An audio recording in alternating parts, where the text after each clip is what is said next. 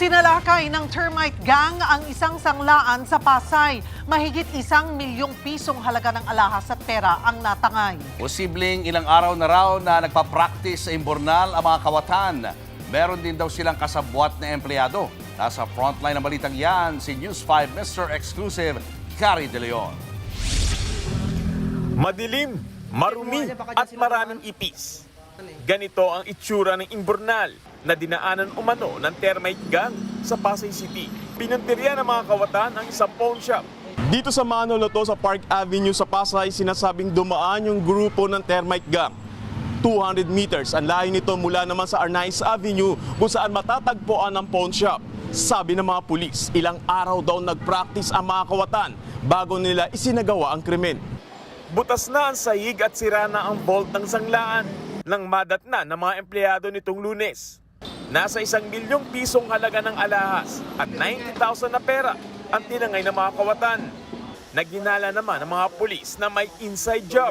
Balik po, ang unang tinignan namin yung CCTV, tapos yung motion alarm, lahat yun ay patay. Isa-isa nilang inimbestigahan ng 5 empleyado ng pawn shop at isa sa mga ito ang naging person of interest. Siya yung nakakaalam sa lahat ng mga activities doon.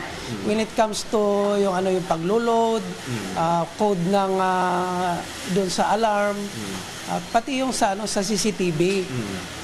So ngayon napagtanong-tanong namin at saka naimbestigan namin na itong isa pala siya talaga yung sinadya niya na hindi mag-load.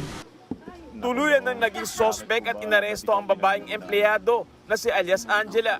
Nakumpirmang sinadya niya na huwag paganahin ang internet ng alarm system at CCTV noong araw na nangyari ang pagnanakaw.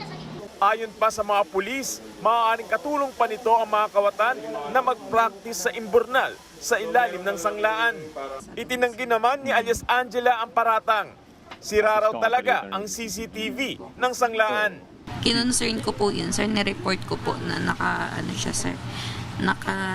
umikot po. Sinabi po pupuntahan po, pero hindi naman niya po napuntahan. Tapos nangyari nga po yung ganong pangyayari po. Sinampahan na ng kasong robbery at qualified theft ang babaeng empleyado. Patuloy ang manhunt operation sa kasabwat niya umanong termite gang. Nagbabalita mula sa frontline, Gary De Leon, News 5. Mga kapatid, Julius Babaw po.